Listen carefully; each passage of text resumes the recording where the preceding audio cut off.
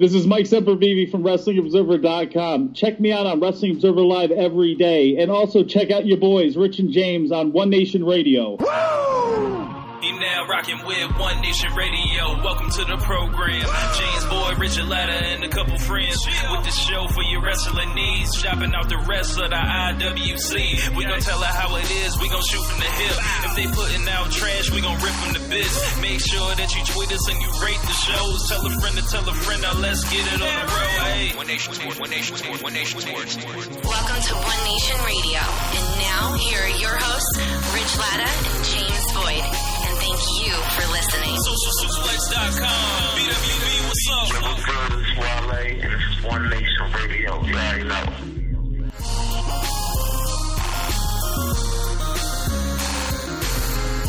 Welcome to the September 17th edition of One Nation Live. James, what's going on, man? It feels so good to be back. Yes, sir. We are back here. It's September 17th. We have not done a show for 2 weeks, so there is plenty to discuss in the wrestling world. First I wanted to talk about, why we were gone for a couple weeks. If you guys don't know, we are residents of the Tampa Bay area, and Hurricane Irma came through here and had everyone running for the hills, or, some folks running for the hills. And we went out there. We were in Alabama last week, which was an experience in itself. Everyone was so friendly, and, it was really nice. Why do you say it like that? Were you not expecting that?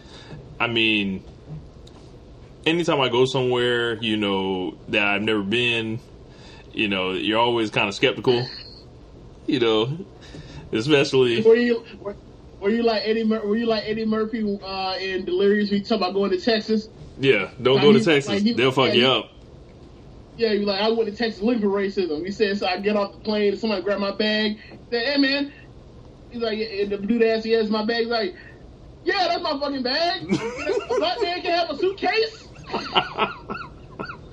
Yeah, so it was just, everyone was really friendly. Shouts out to Curb. We hung out with him for a little bit. But yeah, we are back now, and in these weeks, like, I caught some of the wrestling. I didn't catch all of it in the the sabbatical, but we've been in the group and doing things here and there. But we got a list of topics planned out. You guys can leave your questions in the comments or comments as we go, like normal. So first thing I want to talk about, John Cena and Roman Reigns. These guys have decided that they are not going to have a WWE proper feud at all. They're just going to pretty much just shoot on each other the whole time and leave more than quote unquote half the audience not having a clue what they're talking about. What do you make of this whole thing, like, where WWE decides to inject all of this reality, with this, and then, you can look at other stuff on the show. It's like the height of unreality, in a sense. So, John Cena and Roman Reigns, I think Reigns up 3-0, like, on the promos. This was a rap battle. Like, I thought you brought up something, like, really interesting I want you to speak on a little bit, James. But what are you thinking of all of this? I think it's sort of it stands out like a sore thumb because maybe it's hard for me to say, like, just look at it from the perspective of most people that listen to this podcast and people that read certain things or go online and read internet news or whatever, internet wrestling news, and the people that are just like I was maybe like 4 years ago, where it's just like I am strictly just watching this just to watch it. I'm not getting into the Meltzer, Wade Keller world of this thing. I'm just going to just watch it for the show that it is. Mm-hmm. But so I'm having a hard time just trying to determine whether or not this is good based on the fact that, like, anybody can watch this and automatically get what's coming from everybody, or is this just like classic Monday Night Wars WCW insider bullshit, right? Mm-hmm. Like is it is it Eddie Guerrero talking about coffee with Bischoff, or like Kevin Nash who's a heel cutting babyface promos on the Giant and shit like that? So I'm trying to determine or trying to figure out what would I know if I wasn't quote unquote smart to it, and I'm coming to the conclusion that either way, whether I was a smart fan or was still in the dark, John Cena is absolutely murdering this dude, right? ain't no doubt about it. And so I'm still trying to figure out who thought this was a good idea for Reigns. If Reigns is in fact the golden boy, like everybody is led to believe. Mm-hmm. It's like they've tried so many things to make this thing work, or at least maybe they've said, you know what, screw it. At least if we kill this dude and he's still in the forefront, he at least still his views are interesting. But I don't know, man. I don't think this is good for him in the long term. I mean, with Reigns, what's going on, Jared? With Reigns, someone actually getting to bring it to him in a reality-based storyline, with it was finally, in a sense, it's wow, someone finally is going to tell this dude on camera what everyone thinks of him, or what the big elephant in the room is, because, when you look at Roman Reigns and how he's presented, there's just, think about this. He's main evented 3 WrestleManias in a row. He's gotten clean victories over CM Punk, Daniel Bryan, Triple H, The Undertaker. Damn near beat Brock Lesnar. The fact that it's even a debate whether he's the guy right now, they'll tell you there's a problem. There's anyone else receives a push to that magnitude. Imagine if they would have gave CM Punk that kind of push. Is there any doubt that he's a super duper star right now? No. With Reigns, it's First off, hold on. Well, first off, he didn't even get the level of this kind of push. And was a super duper star. Right. And the fact that there's still a huge thing band of resistance to Reigns is yeah, y'all botched this from start to finish. Yep, sure did. Jared says they made Reigns so unlikable in this feud, or at the very least, just not worth it. I mean, yeah, he does look funny in the light. He is. And the worst part is, you can honestly say that, he is doing the absolute best he probably has ever done, on a week-to-week basis in a feud on the mic, and it still ain't enough. So, he's scoring points that don't matter. It's weird. It's just really weird, and I think it's a bad look for the company. As far as if he's actually in fact the guy, or if he's actually a top draw, which he clearly is, why would you do this to him? I would think and this was, you even heard me talk about this for a while now. At what point will John Cena doing a shoot promo on a guy start to do damage to a guy in the long term? You can say it's John Cena, he's a babyface, and he's cutting down the Miz and saying he's going to bury him at WrestleMania with his girlfriend or soon-to-be fiance against Miz's ex-wife and Miz. Or you can say that, AJ, he's a top star. It doesn't matter that John Cena calls him just a guy from Atlanta. It's, or I can say that Corbin is a dumpster fire. But, that stuff, eventually is going to take its toll. None of those guys got more over after their feuds with Cena. And Cena has made guys, absolutely. John Cena made AJ Styles a bigger star at SummerSlam last year. Yeah. The Royal Rumble thing, after calling him a guy from the land and beat him, he pretty much stayed stationary. He didn't get any better, and they had a better match. Right. Let's talk about these lies that Roman Reigns, these untruths, this fake news that Roman Reigns is coming out here and saying. So, Roman Reigns has told John Cena in this feud that WWE doesn't need him anymore. They are doing, they're selling more tickets than ever. Or what he didn't was say it? Selling more tickets. He said ticket sales are through the roof or something to that effect. Right. Meanwhile, WWE's cutting all kinds of spending, left and right, to fudge their numbers. Yeah. He also went on the. Hold on. And he said this in the middle of Raw, in which was like when they show screenshots. It was like a what? Maybe 70. I probably wasn't even 70. Probably like 60, somewhere in the 60%, and as far as capacity for that room, for that building.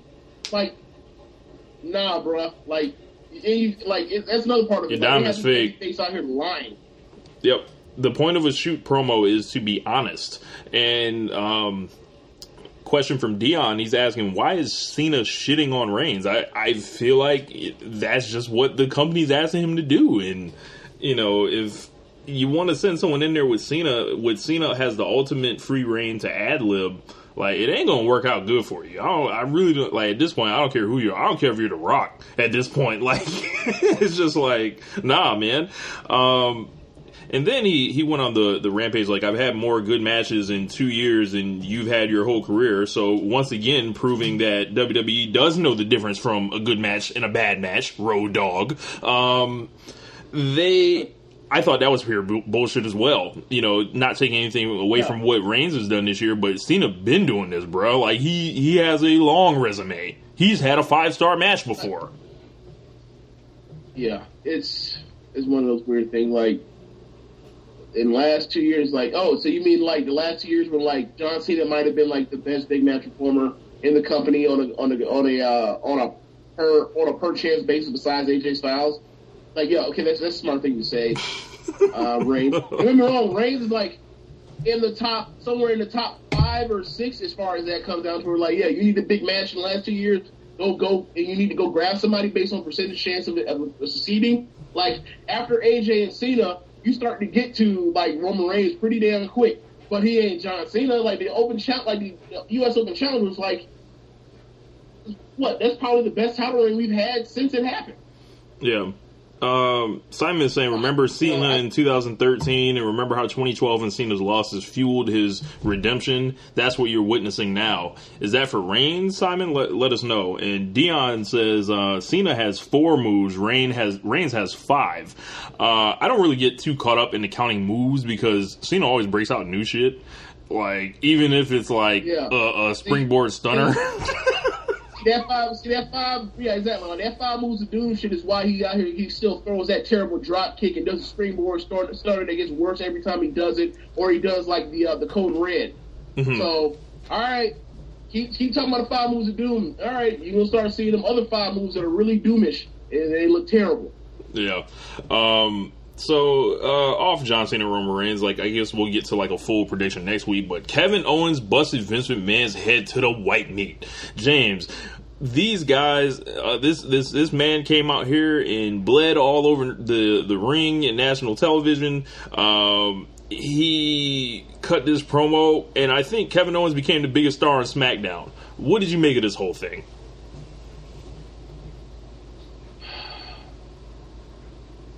It was interesting to look at, but ultimately it's fucking stupid. Right? Like, so, like yesterday, okay, so for me, the AJ Styles and Kevin Owens thing, it never really clicked to me and made any sense until Shane got inserted into the part where, because then they both basically took off on Shane, especially Kevin Owens saying, like, this dude is not fucking trustworthy. Let me go on the WWE Network and show you that he's not trustworthy, and then show the video of him screwing off in the '98 Survivor Series, and then they teased on the fact that, like, they both have history with Owens both have history with Shane as far as, like, not liking that dude, and then they had match SummerSlam, and then, you know, like, circumstances led to Kevin Owens was in his mind over it, and it was getting interesting, and then he figured out how was it going to come to a head between those two. And I mean, we got it the week before, where, you know, he says all this stuff about his kids, and then, you know, the good old territory term, meaning, or fighting word. You know, he said the fighting words to Shane, and Shane lost it, and then he beat up, you know, a former world champion. Yes. And, who decided not to fight back for whatever reason. Right. Yeah. So comment from Jared. He was saying people are saying that it was some of that makeup or the new skin with blood underneath to sell it.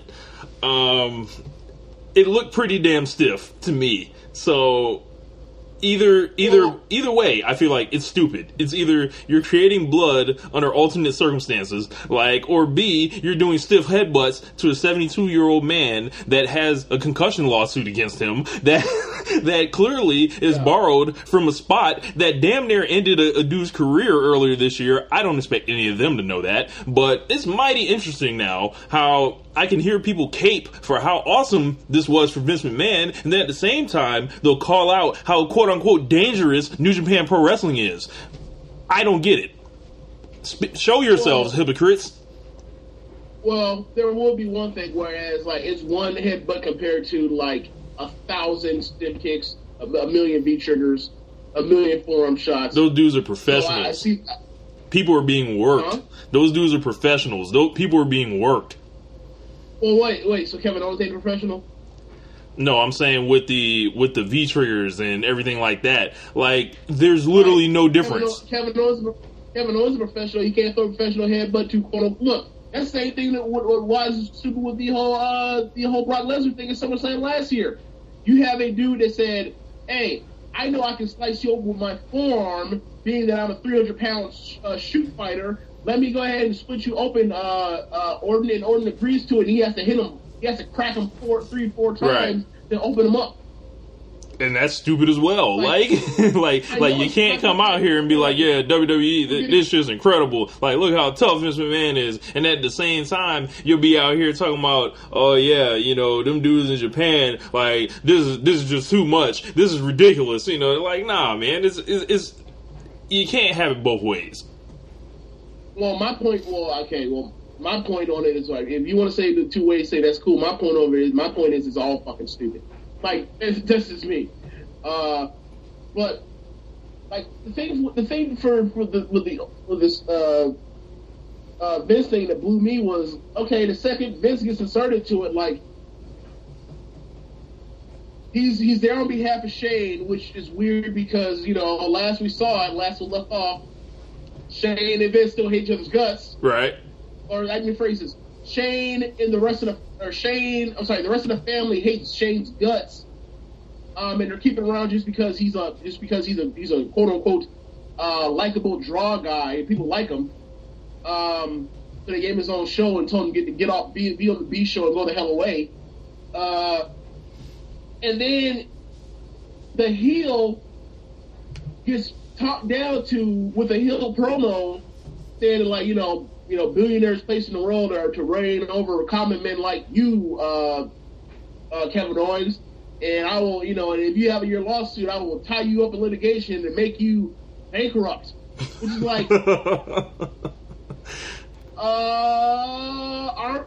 isn't Kevin Owens the heel? I'm confused.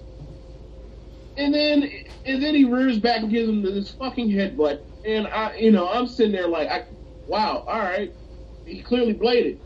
And then we get to the whole thing about, whether he pre-bladed and put something over it or whatever. And the thing is, either way, my opinion is, I find it very, very hard to believe that they would leave it to chance that they said, hey, we don't know how this is going to work, but we're going to have you rear back and crack this man in the head and leave it to chance that he might not bleed. Yeah, I find it really hard to believe that. So, comment from Sergio. He was saying it's something he wants to see one time every few months, but he doesn't want to see it in every match. That's fair. Stiff stuff? Yeah. Jared Lark also says the Monopoly man be out here trying to ruin careers with bankrupts. have Kevin Owens wrestling for free out here. Oh man. So what else we got going on with that? But I think it was a good way to heat it up. Owens is definitely the biggest deal on SmackDown. Everything's kind of built around him, and if he's not main eventing the Hell in a Cell show, I don't know what they're doing. But of course that's main event. I believe that is going to be a main event. I mean, yeah, we'll get to that next. Jinder versus Nakamura is not going to be in a cell. Yeah. Jinder Mahal cut a promo against Shinsuke Nakamura where it was largely whack.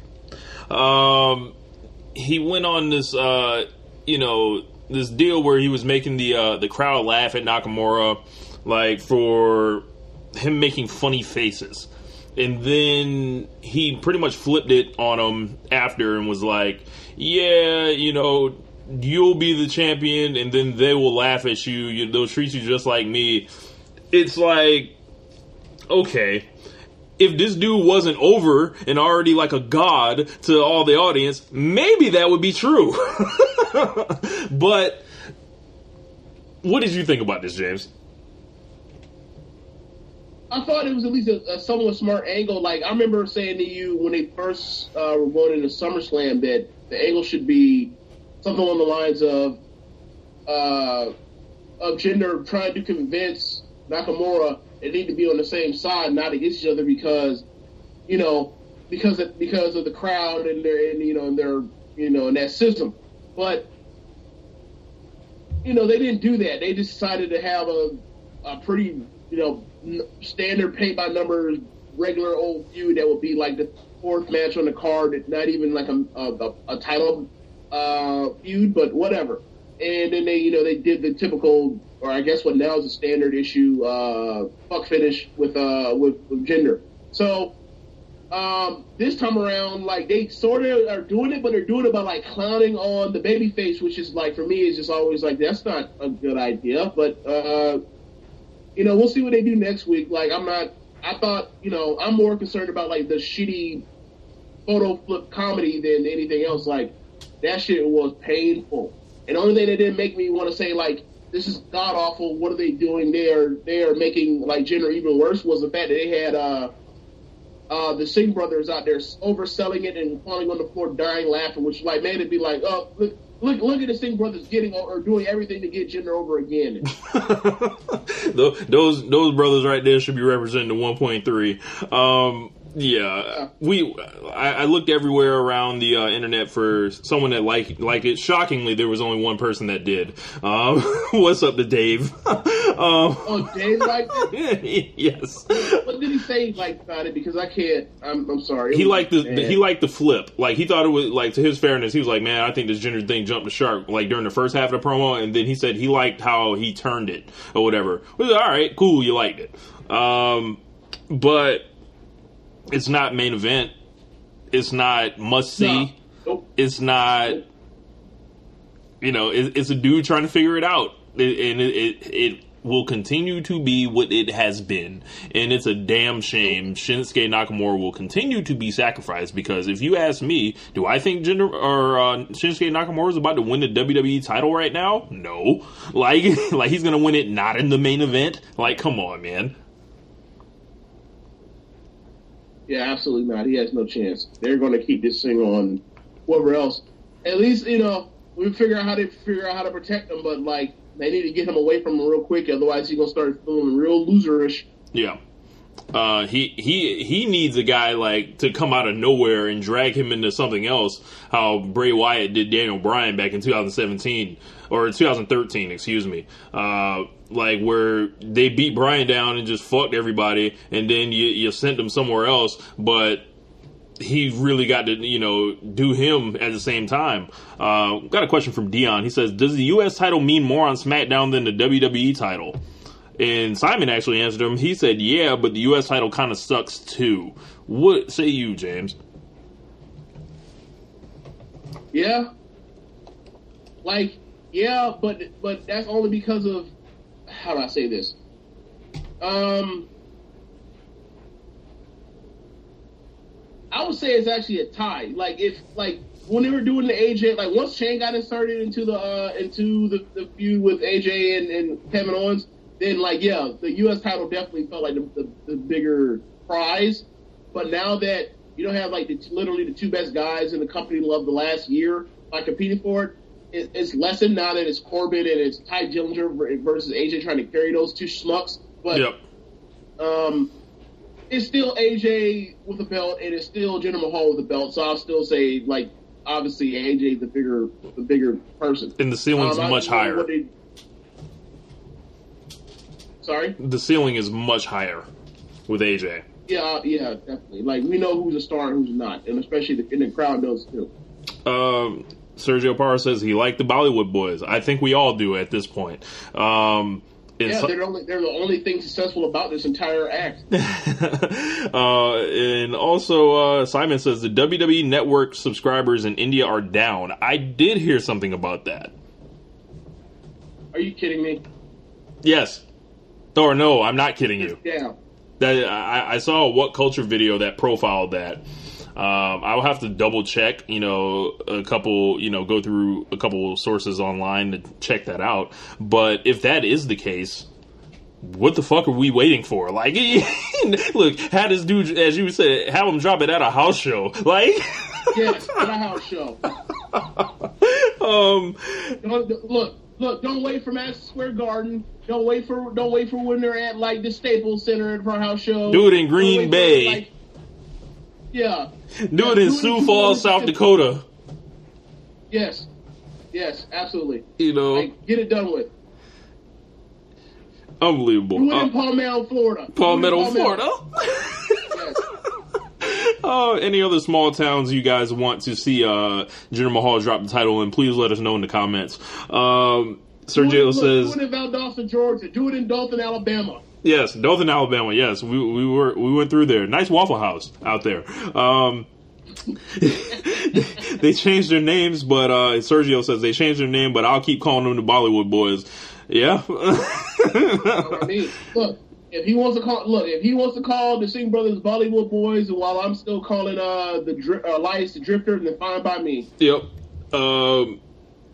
Dion has a question: Jinder or David Arquette the worst champ ever? I'm going to say this. I was not watching David Arquette be the WCW champion, so I don't have a fair point of reference for that. But, at least Jinder's a wrestler. Yeah. Well, I don't know. Like, I have to see how bad the TV was. And also, like, how long was Arquette champion for? Right. I don't know.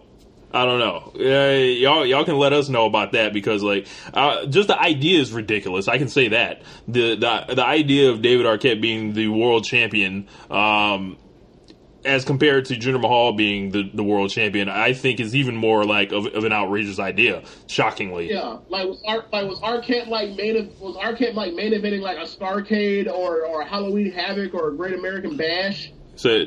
Simon says Arquette was champ for 2 weeks. I believe it happened during the summer too, James, if I'm not mistaken. Okay.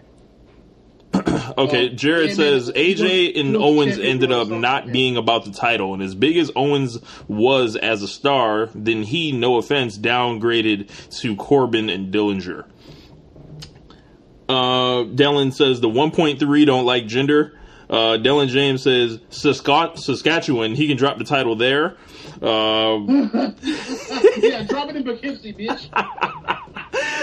Question from Dion Murphy. What's up, Dion? He said, by the way, what the fuck happened to Mike Bennett? Another example of WWE dropping the ball. Yeah, man, he was dead on arrival. I feel like as soon as he came out, nah, man, like when your wife is your sole source of, your heat, like, and she ain't like Sunny or whatever, like, nah, man, or Sable, she's Maria Kanellis.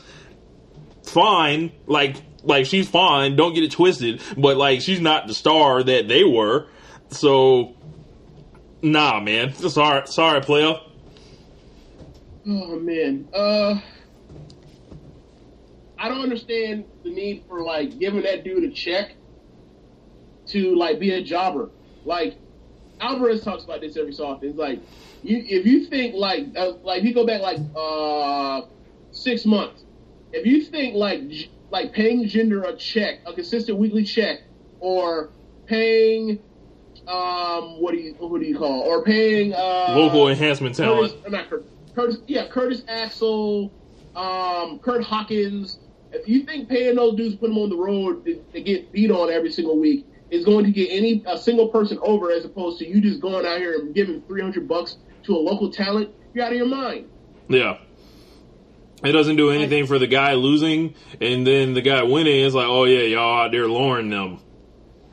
Yeah. So why are you paying this dude? why are you paying health insurance for this dude? Or not health insurance, you know what I'm saying? They don't do that. But like, why are you giving this dude like $50K a year? What's the point? Yeah, man. Dion says Maria is better than Sable. She's not a bigger star than Sable. He says Maria can talk, but like I said, I was there. Like, I ain't never seen Maria Kanellis on the cover of Playboy or TV Guide. So I mean, I believe Maria Kanellis did do Playboy. I got a question. On the cover though, I got a question. Right. Maria Kanellis, does TV Guide even exist? Yes, it does exist. It's like a magazine now, like a full size, not like the booklet. Okay, I figured that'd be sort of like, that'd be something that goes the way of the typewriter. Right. What's the point of that? Yeah, no. That is obsolete. Yeah, it looks more like a regular magazine now. Let's see. I can't repeat that on air, Dion. Basically, he says Sable had two great qualities. How about I leave it at that? So Jason Jordan, he came out here the last 2 weeks and had matches with Roman Reigns and John Cena, and star-making performances, I might add, like in the ring. And don't forget the match that he had with Finn Balor, the week before, I believe it was. So like that's 3 matches Jason Jordan has had, just proving that he can go. And he did, yes, Jared, he did look great, and he got someone to rap over that theme, and the theme sounds a lot better now than it did just as the instrumental. And where is it, like, where's he going with this? I do not know. I have no idea. What I will say is, I think, holy shit. Guess who's starting quarterback for the Vikings this week because Bradford hit knees too bad? Teddy Bridgewater? Oh, no. Teddy Bridgewater, I think he's still on the physically unable to perform list. Colin Kaepernick. Can I start watching the league again? I mean, it should be Colin Kaepernick because this dude's clearly better, or Kaepernick's clearly better than this dude. But I wish you'd keep guessing. Remember, I said when we talk about the Kaepernick thing, like, you can't put him in Minnesota when, like, the whole Philando Castile thing happened literally miles away from the new brand new stadium.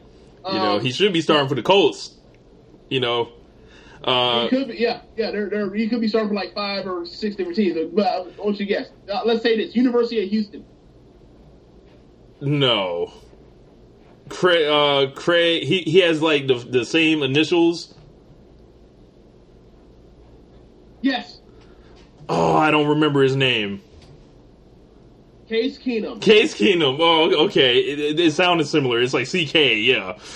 Case Keenum is still in the league somewhere. Who knew? Yeah. Getting a start. Back to let your hand. Yeah, Jason Jordan we were talking about. Yeah. I mean, I thought these matches were really good. Which one do you think was better between the two? I like the Cena match, and I like the Balor match too.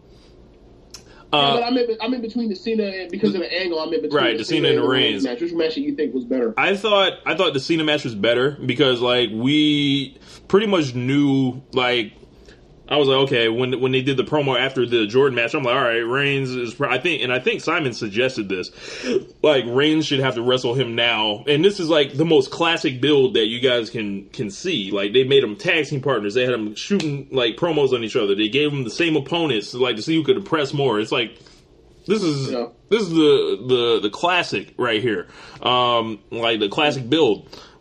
I like the Cena match more because it was first. It was kind of unexpected or whatever. Yes. And I'll tell you why they slept on that Balor match, Dallin. It was that fucking crowd with those with the beach balls. That's exactly why. Yep. That match was really good. But the Cena and Jordan match, it looked like, wow. Once you see them in there with Cena, it's a little bit different. Reigns isn't there yet. Like when you see him in there with Reigns, like. It's like, wow, Jason Jordan, he looks like he can hang. He can obviously work. And I think he is, like, and I said this back in 2015 when I saw him at an NXT house show and I actually have this documented in a column. Jason Jordan is a future world champion. Now, I said I don't know if it's in WWE or not, but he is a future world champion somewhere. So, which one did you like better? I like the Cena one better. Like, I think, personally, if you were to ask me, I think that, like, I do like the fact that in the Roman match that Roman worked heel throughout the match, and like, he slapped on headlocks, rest holds, and slowed down the action, and then like let the crowd pop for Jordan's comeback. But ultimately, like, it was a real like opener quality, like non-important finish that match got. And like the Cena match was more or less like, you know, like, I love the fact that he tried to do the angle, like the angleplex or whatever, and then Cena was able to reverse it and land on top of him for the pin, and then like he got out the pin and then ate a AA. Like, I like that finish. Like, that was like a pay-per-view finish. Right. So like, and like it was impressive. Like the first time you see it go around, where you're like, oh shit, I figured he's gonna splash him. It turned into an actual good match. It was like, it made me think like the Open Challenge. Right. Whatever. Against him going against a guy that's like, you know, lower mid-card type tier. Like, he just beat you 1 AA. So, yeah, I like to see the match more. I heard people say they like to see the Roman match more, and I was kind of surprised, but, you know, it is what it is. I think it's a really good thing for Jason Jordan that he can have that, like, to show that he actually can wrestle. I think a lot of it was like, you're in a tag team, like, you have a great hot tag, but like, sometimes that means something, sometimes it doesn't. Like, sometimes you can have a great hot tag, you can beat Jason Jordan, or sometimes you can beat Titus O'Neil. So, like, once you're in the ring or whatever, like, it's good to show that, like, this dude can actually go in the ring so people can get, like, you know, people that, like, were hesitant on him because he's one of those classic WWE, like, just a man body guys. You just see him, he looks apart. But now they can see, like, the athleticism comes along with the work. So people can kind of sort of get behind him even though they know, like, this angle thing is ridiculous. Like, maybe, like, they can say to him about, like, he has these matches and, like, you get behind him and, like, and then you can move away from that. Like, you can, like, just drop it and move along. Simon says a feud like Reigns and Cena should have 50-50 booking, yet Reigns is getting thrashed. Jared says, I kind of like the Reigns one more because it had more story behind it at that point. But in ring-wise, the Cena one more. Yes, we can talk about how Miz shit on Enzo. Dion, I mean, let me get to a couple more of these comments. Dylan says, from the start, he knew from the start that Jordan was going to be great. Even with this whole Kurt Angle son thing, he's making it work. He's getting over where it matters. He just needs some good character and promo work, and bam, world-class champion. Well, what I will say is this: that, like, all those three matches we're talking about, the only time like the match was really super hot for was the Cena match. Like the Reigns match, it like people liked it, but people weren't like losing their minds like the Cena match. Right. So yeah, we'll fit this in now because you know I have no problem giving Enzo Amore the business on this show. The Miz basically took Enzo Amore out back and shot on him like Old Yeller. He pretty much killed him, destroyed him, said, you know, I used to be you, and the problem is you just don't get it, and just let him have it. From everything, you know, that James and I pretty much, I can only assume that the Miz is out here listening to One Nation Radio. So James, what did you make of this? Like, as far as from a promo standpoint, it got over. The crowd loved it. The crowd seemed to know what he was talking about. The crowd, like, really enjoyed it. But for me, I thought that it was really, really, really weird that came out of seemingly nowhere. And it also didn't help that, like, Miz is the heel, cutting all this babyface news, and all you want to do is be happy for Miz and Maurice about the fact that, like, you know, they're going to have a child. Like, I think that's great. Yep. And, like, it was, like, one of those things where, like, you know, Miz is one of the few heels in the company where he actually gets real heat. And, like, he can, like, he's not Kevin Owens where it's, like, we boo him because he's a jerk. And, like, we tacitly, like, make an agreement that we will boo him because he's a jerk, right? Even though he's awesome. Yeah. Like, Miz is awesome. We still boo him regardless because he has a punchable face, right? He's Dax Shepard, an employee of the month. But for me, like, so that happens, and like, you know, that was one of the times where like we kind of like dropped the whole thing. We're like, oh yeah, we're supposed to boo Miz, and we're happy, and then like this asshole comes out before he's supposed to come out and like does his whole shtick or whatever, and like we're like, yeah, he has every right in the world to like tear into this dude. In fact, like he did him a courtesy by like not just immediately jumping him with his yes, immediate ass whooping. Yeah. Instead of just jumping him, they decided, like, I'm just going to cut him down with words. Like, that was nice of me, is not to just immediately jump him. You know, what honor, you know, what character from The Miz, you know, not immediately, you know, just sicking your goons on him, you know, such a large man. Let's see. But one thing is, like, okay, so I remember Miz one time, like I think after he became champion in 2011? I think at one point he had cut a promo once. I'm pretty sure I remember where he was like walking along the backstage talking about how like people made him dress outside the locker room, whatever. So like it is part of canon, the whole thing about him saying that about like, you know, I used to had to dress out in the locker room before, but like nobody brought up the fact that like that was happening to Enzo until Monday, and I thought it was sort of like the crowd oohed and awed to it or whatever, but like, you know, I guess if the crowd's into it, it doesn't. Ultimately, like it got over, so it doesn't really matter. But I imagine, like, if you're somebody that's not like, you know, if you're one of those casual fans, I wonder how the casual fans viewed that line or viewed the line talking about how like everyone in the locker room hates him. Yeah, I really do. I really wonder. And it's strange how they put him out there. You know, is this a bridge for getting some of the cruiserweight guys or guys from 205 Live mixed in with like the main guys? If you can do that, I think that's like only a positive. But at the same time, and I'd watch an Enzo Amore Miz feud if it was more of this, because we know the Miz is gonna whoop his ass. Like, you know, oh no, dude, that match was awful.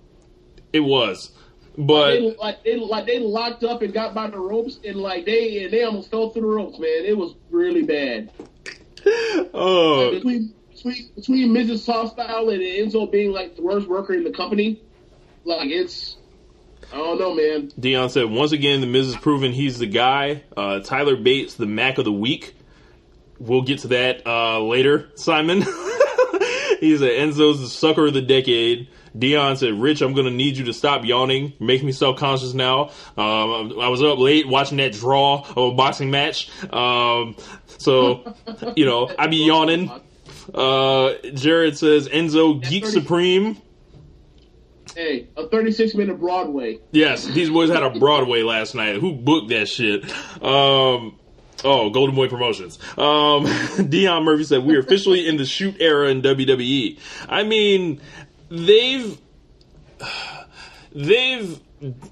dipped their toe in and out, and I don't feel like they're, you know, fully shooting right now. It's not like it was CM Punk coming out here just killing everybody that was standing across from him with fact.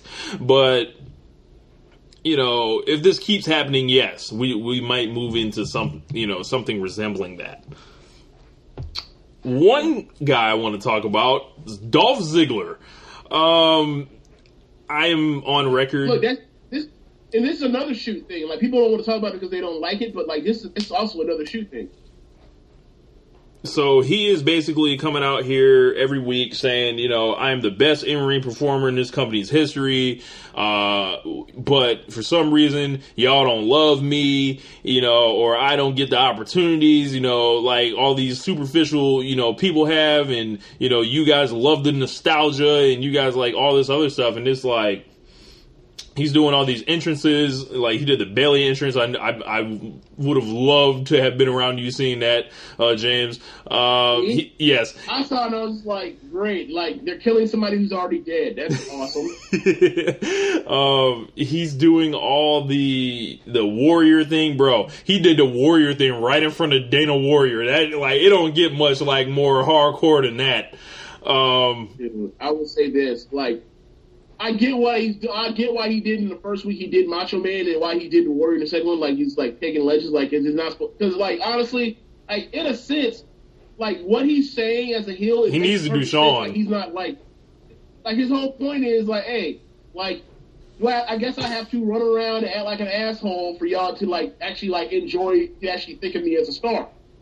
So therefore, he comes out and he's like, 1 week he was, last week he was Bailey. The week before he was Naomi. The first week he came out as Macho Man with a stand-in for Elizabeth. Yeah. And then, or Sherry, it was actually Elizabeth. And then this week he comes out as Ultimate Warrior, but like the thing is he's still a heel, so like you can't have people be like, yeah, you know, actually he's sort of right. Like these people do like are dressed up like fucking ridiculous people and like act like assholes like John Cena. Let's get like he did Cena too, right? Let's have him do like legends, so people get mad at him or whatever because he's supposed to be for heat. You ain't no legend. But the thing for me is when he ran out as Warrior, bro, he ran out past that camera so fucking fast, I was screaming.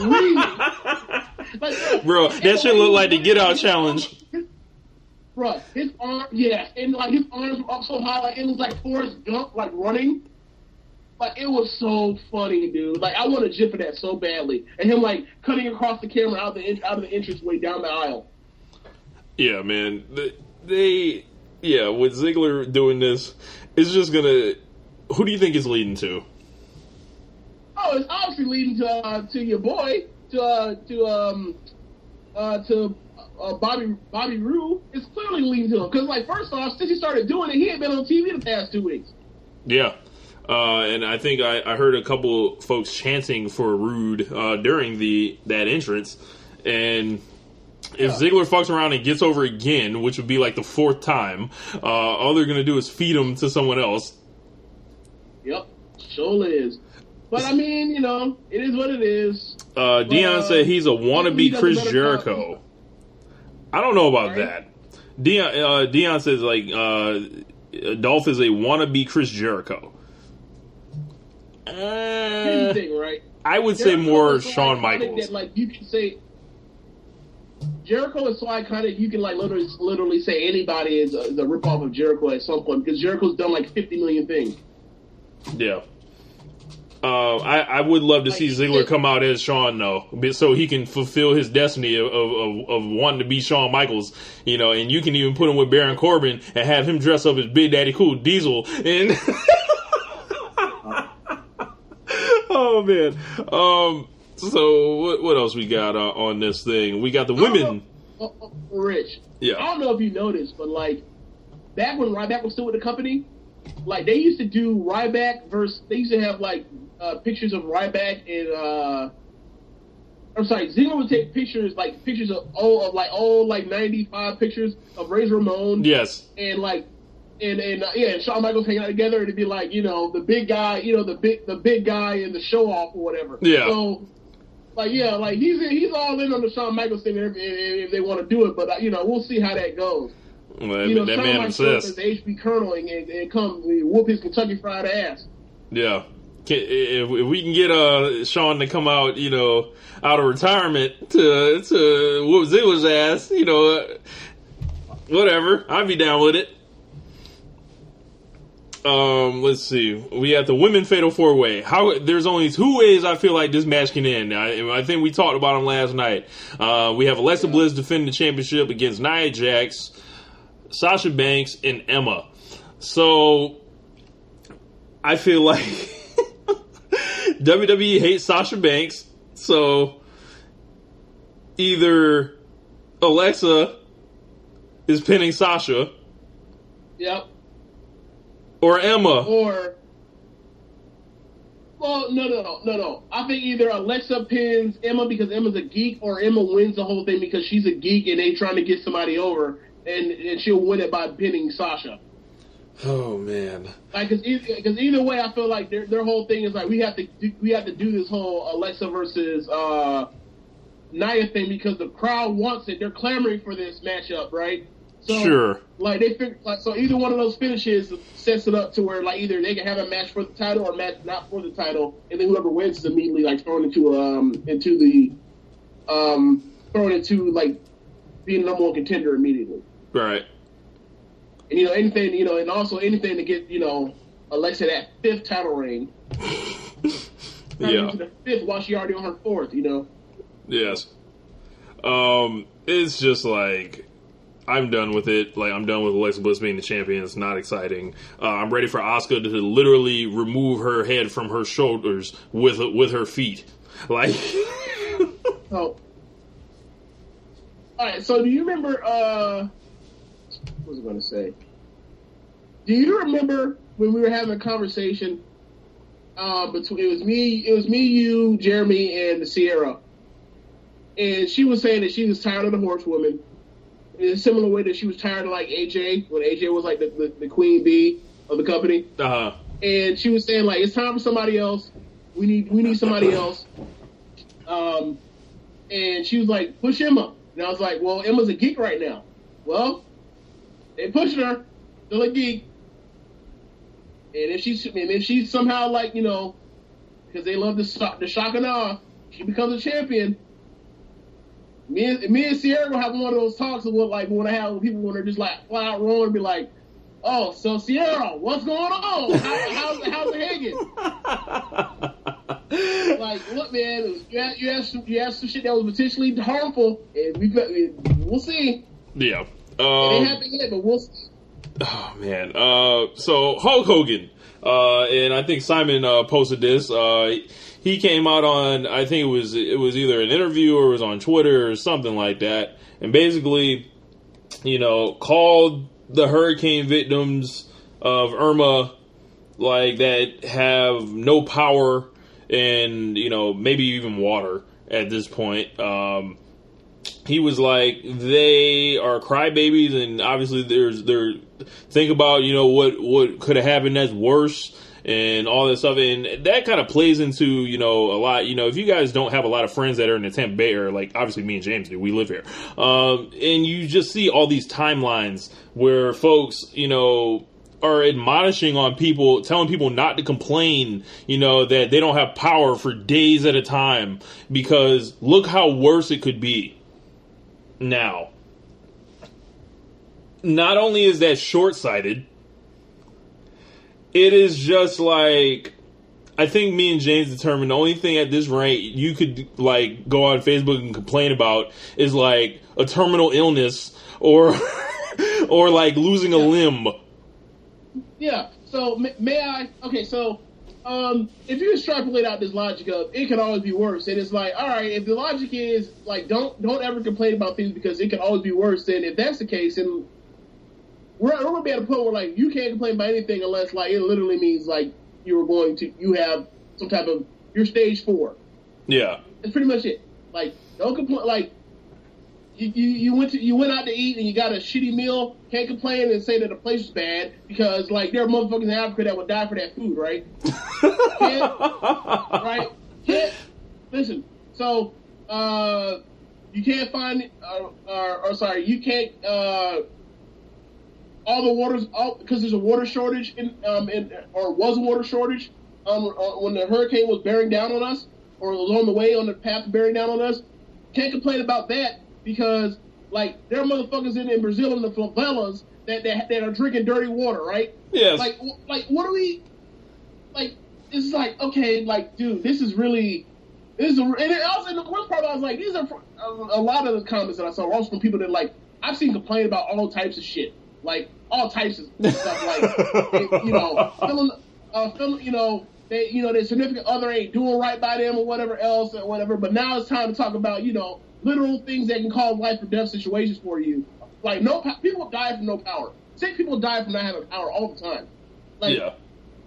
So for example, there are people that take insulin, right? And you have to keep insulin cold, otherwise it goes bad and it's useless, right? Uh-huh. So imagine you're one of the people on the west coast of Florida that won't get power until Friday this coming week. So you've gone literally like 2 weeks without power. Think of all the people that have like medication, whatever else they're trying to get through, and also like there's a gas shortage, a water shortage, a food shortage at the time being, and also electricity shortage, like, and no power. Like this is like. There was I read, I mean, I haven't really verified it, but I saw something along the lines of there was like people in like retirement homes. I'm sorry, nursing homes. Call it, like elderly care, people in like nursing homes that like are passed because of like the fact that this place had no power or they ran out of power. So it's like, what are y'all doing as far as that? Like, at least back to the Hogan thing is like, dude, Hogan, like this is a bad one. Is a bad looking too.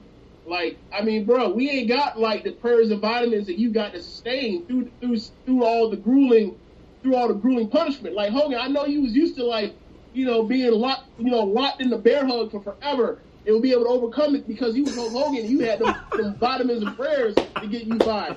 We ain't got those, Hogan. Come on now. And also, we ain't got the 24-inch pythons, Hogan. Yeah.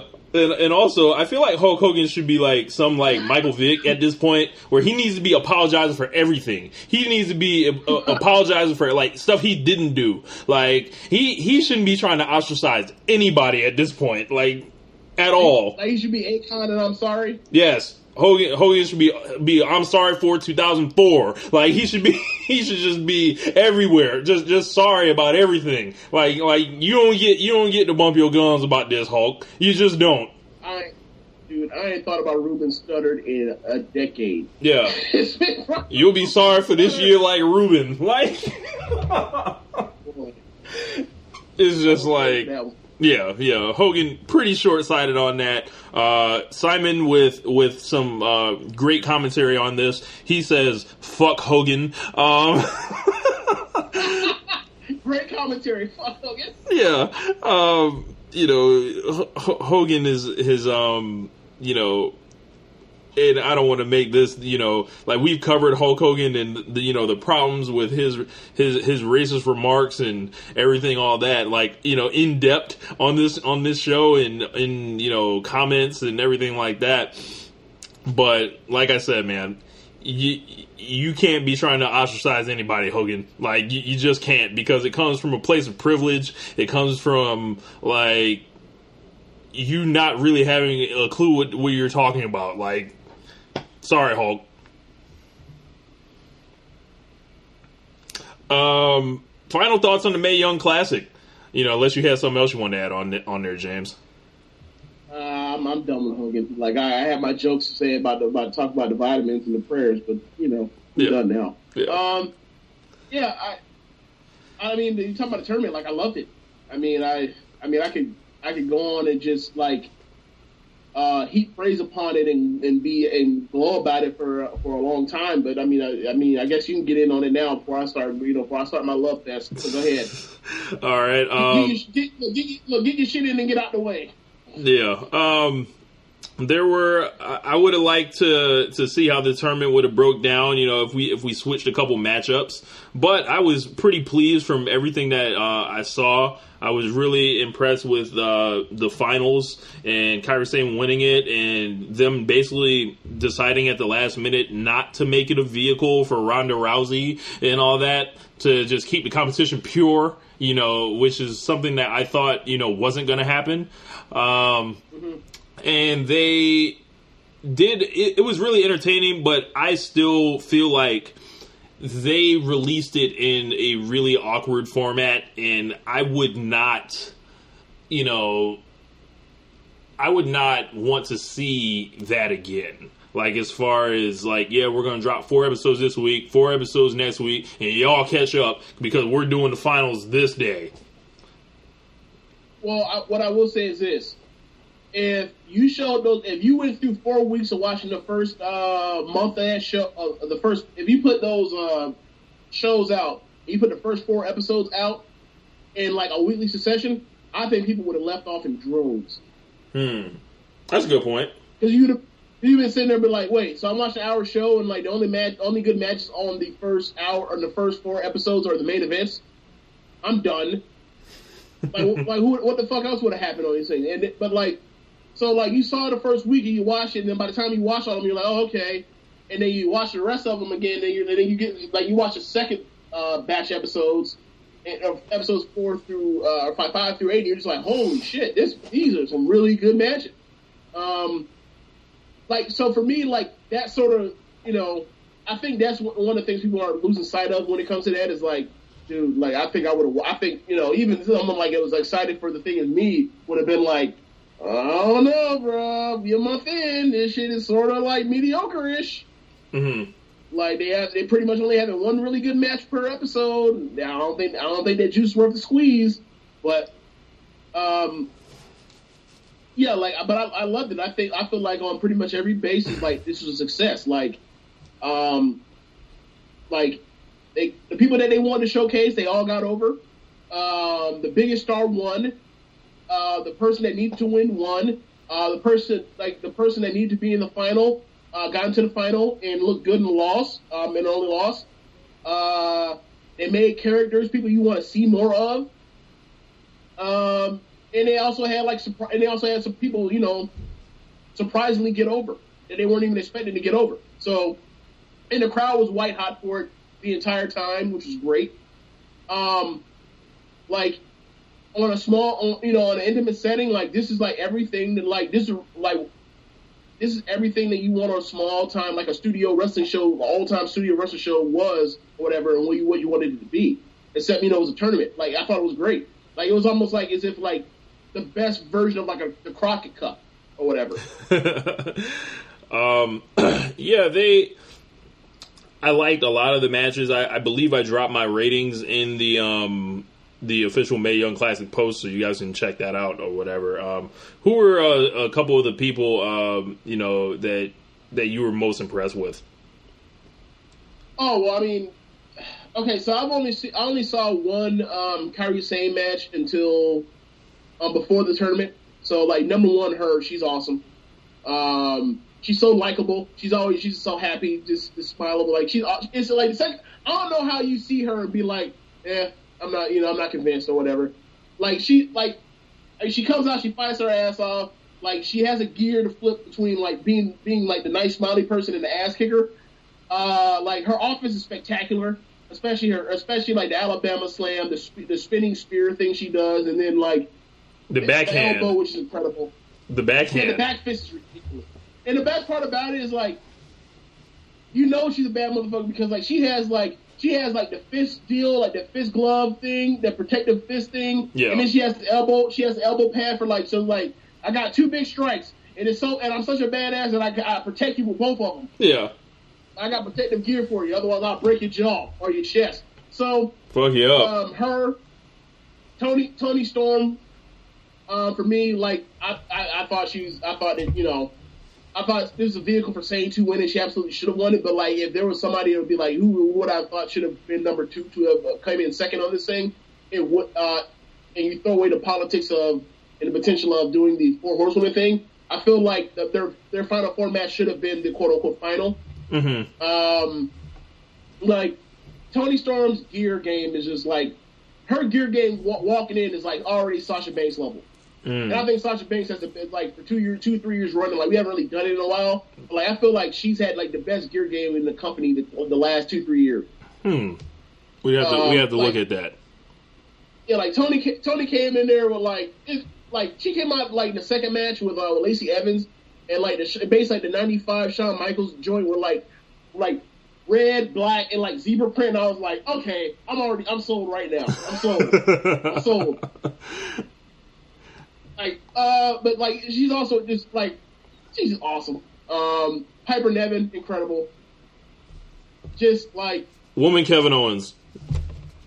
I mean, I guess like super athletic. I don't think power moves. I don't think she's as spectacular an athlete as or as good an athlete as Kevin Owens is relative to, you know, situations. But I think she does a really good job of making her stuff. Like the stuff involving her size, I think she makes a very good job of making it matter. Like her splashes and stuff, and like her bowling balls, like all that stuff is like matters. It's almost like watching, for example, you know how we always talk about like whenever Okada does a drop kick, like you know it's on, like it means something, like it means the match is about to go to another level. She was splashing when she was out there dropping splashes on people. It was like, oh, okay, like okay, we get it. Like that, like it was one of those. So I thought she was great. Like I love her match with Toni Storm. Like when they both do the bridge and like the handshake, like I was just like, oh, I love these two. They're great. Like sign them now. I definitely like Bianca Belair a lot. Yes. Just hitting 450s from the top rope. As soon as she gets more experience, she's going to be a future champion. And the crazy thing about it is, like, her opening match, you see, like, wow, she's so smooth and slick already. Like, as far as, like, being in the right position and, like, how it looks so easy to her. Like, either people going to love her or going to hate her, like, once she gets up to speed, like, to where she's ready to become, she's going to be like, it looks so, it's either she's going to be like, wow, she's like a freaking prodigy, or like, wow, it looks so easy to her that we don't even think she's trying hard, so she thinks she's not working hard, so we're going to hate her. Like, it might be an Orton, like, Okada type thing. Yeah. And then that shit where she started whooping her with the hair, that shit got heat. Melt the building, yes, right? I think that part. I think the first half of that match is like the best thing in the entire tournament. Like when she started whooping her with the thing, and like she's like desperate to fight out of that and overcome. Like Kyrie's desperate to overcome that. Like I thought, working underneath from getting whipped to death. Like I thought it was great. Also, I also don't know how that's not a DQ, but whatever. Yeah. So yeah, I liked a bunch of them in there. Shayna Baszler, she was dope. Yes, she was. Like her finish is like that finish is ridiculous. Like the way she I can get in like rear naked choke from out of nowhere, basically. Yeah. So I have a question. Do you think it was weird that they had the finals in the Mae Young Classic finals that have the woman ref? That is, yeah, they should have done that. But the only reason I think they didn't was the ref that did it. He's a main roster ref as well, and maybe that they the large audience, they wanted to make sure that everything went off without a hitch. Old girl that is a ref in NXT, she's like an NXT ref. And I don't know, maybe it would have been a good, thing to have her do the ref job for the finals. But, maybe it was a situation where they didn't want to bring her out. Dude was already there working that night, whatever. Well, I heard that she was actually there. Well, in that case, they should have had a ref. Yeah, I felt like, I mean, I didn't think about this until after the fact. Like, it just brought to my attention by somebody, I can't remember. But I feel like, about thinking about, like, there should only be two candidates for to be the ref for that match. It would either be the female ref or the eyebrows on fleek ref that does all the NXT women's matches. Wasn't it the eyebrows on fleek ref that did it? It might have been. I don't remember. I do not remember. I'm not going back, at least not until after NFL Sunday's over with to watch it, because I haven't watched it again yet. But I will. I think sometime next week, I'll go through the tournament again. Like, I enjoyed this thing a lot. So let's get into a couple of these questions. James, you put a post up earlier, and it looks like you got some responses. So from Joe Saba, all the way in Australia. What's up, Joe? He says, if unsuccessful... Ozzy! Oi, oi, oi! Ozzy! Oi, oi, oi! Yeah. So if unsuccessful, where does Strowman go? To hell. If he's not successful? Yes. To hell. Like, I don't know who he fights next if he's not the champion. I just don't. Who wants some of Braun, really? Like, if he doesn't win, he needs to go away and then come back, like, after months and then start over again.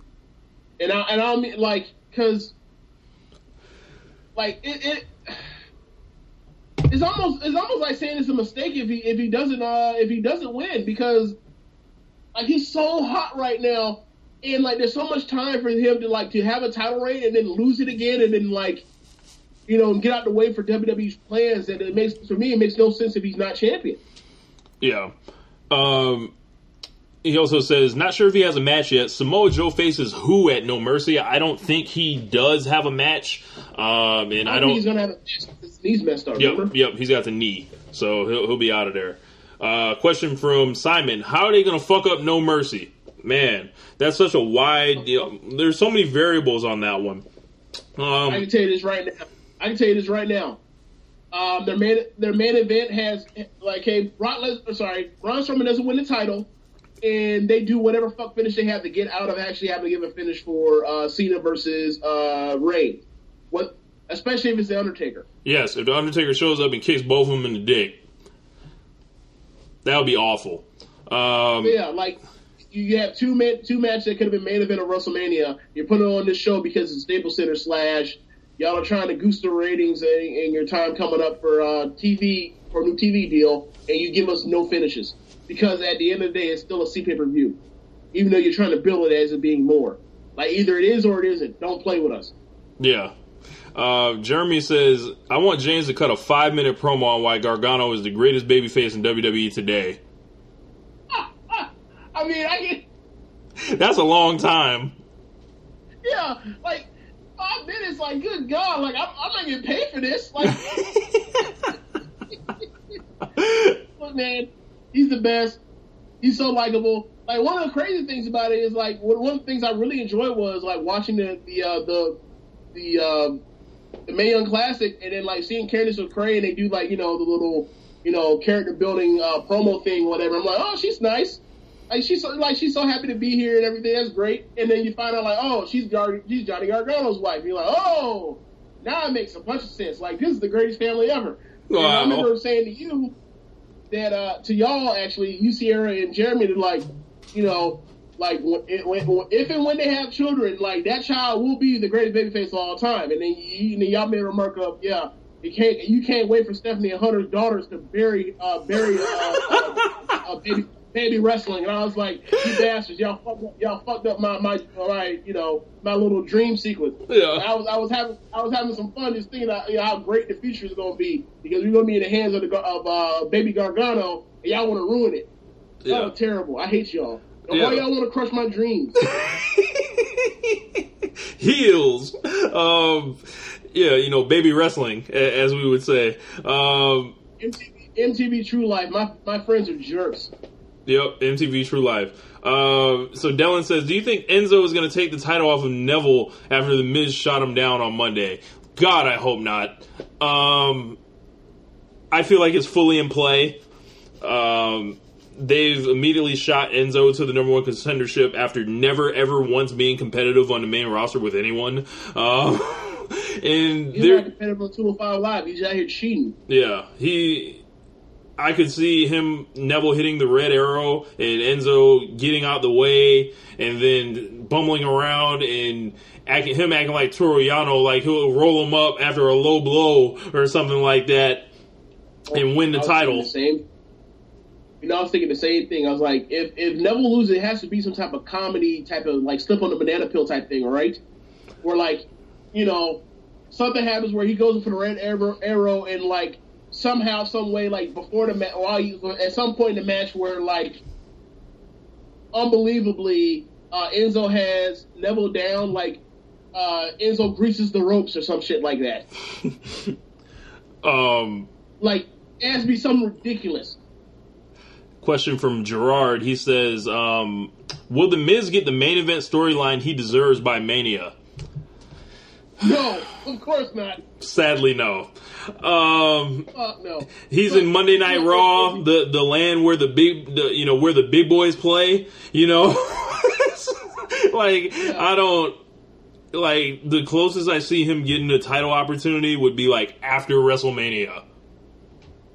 Like, unfortunately, yeah, I think we talked about this. Like the champion is Brock Lesnar. Number one contender is Braun Strowman. The number two contender would be Roman Reigns, or number 2 and 3 contender would be either Roman Reigns or Samoa Joe. John Cena just showed up. Like this is literally the land where the big boys play. Yep. Look at the adjective. Play like. I hope he gets over to SmackDown and he's able to win the WWE title before he lays it down again, or before the baby comes. Because you never know, might change his career. He'd be like, you know what, I don't need this shit. I'm done. So hopefully the Miz comes around and is able to prosper because he's definitely earned it. I think he'll be around for a while because he's always had what do you call it? He's been around for a long time. He's been relatively healthy. He works that soft style, so he's gonna be around for a minute, or he should be anyway. Like in WWE, still like regardless of whatever we think as far as his booking or whatever, or him still being the greatest Intercontinental Geek champion ever. Like he's still like they still trust him to get over stuff, so like he'll still be around for a while. Like, he might be. I'm not saying anything as far as like the work, but like he might be this era's Piper. I mean, Miz is a better worker than Roddy Piper.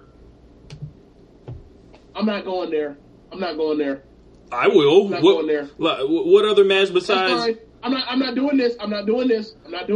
This ain't fun. I'm not trying to get inundated with people like saying that we lost our minds, whatever. Look, I'm not saying Roddy Piper's a great wrestler at all. But my point is ultimately, like, I'm trying to say, like, he wasn't as, like, we can't agree that Miz has never for a second singles day in his life ever been as over as Piper. Correct. But on the other hand, everything I ever put out there about Miz, I turn out right about. Everything. Like, when I got into it with Stat Guy Greg talking about Ted DiBiase and The Miz, he was talking about The Miz isn't a better talker than Ted DiBiase. What happens after that? The Miz subsequently goes on to have the, best run of his career and absolutely just revives Dolph Ziggler. He kills The Miz. He saves the Intercontinental Championship. And then I went on Chad's show and said The Miz is the greatest Intercontinental Champion of all time, and he's going to continue to do it. He's passing everybody in the record books. He's going to have the matches. He's going to have the promos, and he's going to have the moments. And I have no problem betting on The Miz. Like, Roddy Piper isn't half the wrestler The Miz was. And move on. I'm uncomfortable. Move on. You look, send your anger this way. Rich Ladder 32. Send it to me. Yeah, send it to your address. Don't bring that shit to me. Send it here, this way. But yeah, I think that'll actually be good for us. And for the record, I want all y'all to know I don't give a good goddamn about Roddy Piper. It's just like I ain't trying to hear that. I'm just not. I'm not trying to hear none of the feedback about Roddy Piper and whatever else. Like, look, whatever. Like, I wasn't there for that. I can't really judge it that well. Like, when I saw Piper when I was a kid, Piper was washed. Very. Piper had replaced hip when I was a kid watching when he was in WCW, calling people homosexuals all the time in promos. Yeah, like that man Roddy Piper had to have dog collar matches and shit to really get it popping. You're lucky you had that match with Bret Hart, or else I wouldn't have shit to point to. God bless the dead. But, that's pretty much going to be a good place to leave it. James, take a random guess of where we're at on the time scale for this. On the time scale? Yeah. An hour and a half? We're at 1 hour and 17 minutes. This is awesome. That's going to wrap it up. I think that's a good place to leave it. Make sure you guys check out socialsuplex.com. Also, check out on the Lords of Pain main page. I had a column make it there for winning the August columnist of the month. Also, check out the SMC podcast. Also on our the same feed as us. So, more content. Good side, good dudes over there. Shouts out to Rance, Carl, and Mr. Caleb. Anything else you want to add before we get up out of here, James? Just like, okay, so how many weeks now are will we be like, yeah, Raw and SmackDown have put on good shows? Are we like now at like 5 straight weeks worth of television? Or are we at 6? I don't pay attention to SmackDown half as much, so you have to tell me. Wow, this man out here boycotting Jinder. Well, no. I was like driving, like I was on the road last week. I've always had something to do on Tuesday for some reason recently, and it's not like I'm like, oh, okay, I'll just run back and see what happened, Yeah, but I mean, it was a really good show. Like, they stacked card. They had a pay-per-view basically on SmackDown, the 2-hour pay-per-view with the 3 title matches and then the Vince angle. Yeah, it was a really good episode. Good, man. Good. Hopefully they can keep this shit rolling. But we're at the point where like they've almost done like 2 straight months of like good like weekly episodic television, and like I'm still like, yep, we'll just wait till the pay-per-view and they fuck us. Yep. Wait. It's coming. The other shoe will drop. And I was saying, I don't even want to watch the Hell in a Cell show. I already know what's going to happen. This is about to be just bullshit on bullshit. Like, I'm just going to get angry. That's what I say. if they do this Usos, New Day, Tornado Tag Hell in a Cell match, like you have to all you have to move that other stuff to the side, 'cause that might be the best. That might be like one of the 5 best matches we get all year in the company. We'll see. We still got No Mercy to get through before that, and I believe it is next Sunday. So join us next week here, and make sure you guys can call into the show, One Nation Radio on Skype.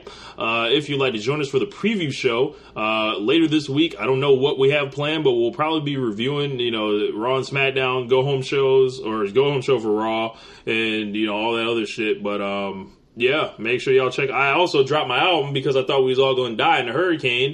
You can check out my SoundCloud. It's called Family Music Live. Y'all might like it. But FML. Yeah, fuck my life. We up out of here, man. Peace. Later.